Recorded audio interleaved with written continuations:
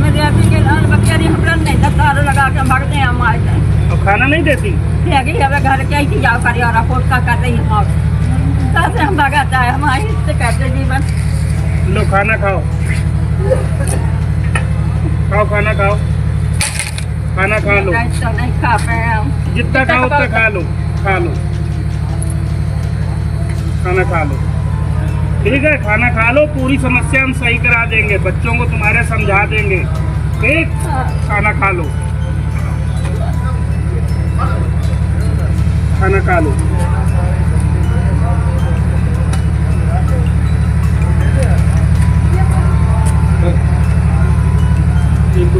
भूख से बेहाल 85 साल की वृद्धा ने जब बहू से मांगा आटा तो मिली प्रताड़ना की धमकी। रोंगटे खड़े कर देगी सोमई गांव की ये दास्तान।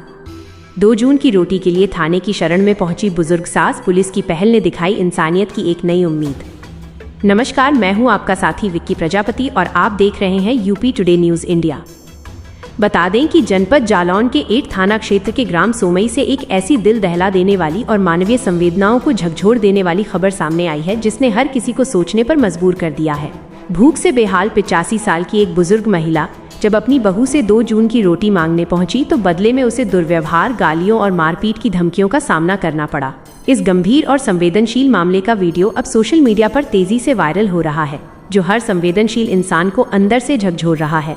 दरअसल बृहस्पतिवार को जब 8 थाने के दरवाजे पर 85 साल की बुजुर्ग महिला गिरजारानी पहुंची तो उनकी आंखों में आंसू और चेहरे पर लाचारी साफ झलक रही थी।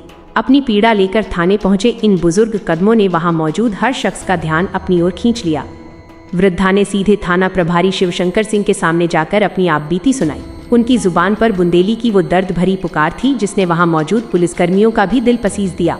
वृद्धा ने रोते हुए थाना प्रभारी से कहा कि लला, मोए भूख लगी थी, जब बहू से आटा मांगो तो वो गारी देन लगी और मारन की धमकी दे डारी, अब तो मोए रोटी तक नहीं मिलत। ये चौंकाने वाली स्थिति देखकर थाना प्रभारी शिवशंकर सिंह ने तुरंत अपनी कुर्सी से उठकर पूरी संवेदनशीलता का परिचय दिया। उन्होंने सबसे पहले उस बुजुर्ग मां को अपने पास बैठाया और थाने में ही सम्मान के साथ उन्हें भरपेट भोजन कराया। जब वृद्धा की भूख शांत हुई और उन्होंने मानसिक रूप से थोड़ा सुकून महसूस किया, तब थाना प्रभारी ने उनकी पूरी शिकायत को ध्यान से सुना। एक बुजुर्ग सास के साथ उसके अपने ही घर में इस तरह की प्रताड़ना और 2 जून की रोटी के लिए संघर्ष की ये कहानी बेहद गंभीर सवाल खड़े करती है। इस पूरी घटना के सामने आने के बाद प्रशासन की तरफ से त्वरित और सख्त कदम उठाए गए हैं। थाना प्रभारी ने तत्काल प्रभाव से आरोपी बहू को थाने तलब किया और उसे कड़े शब्दों में चेतावनी दी।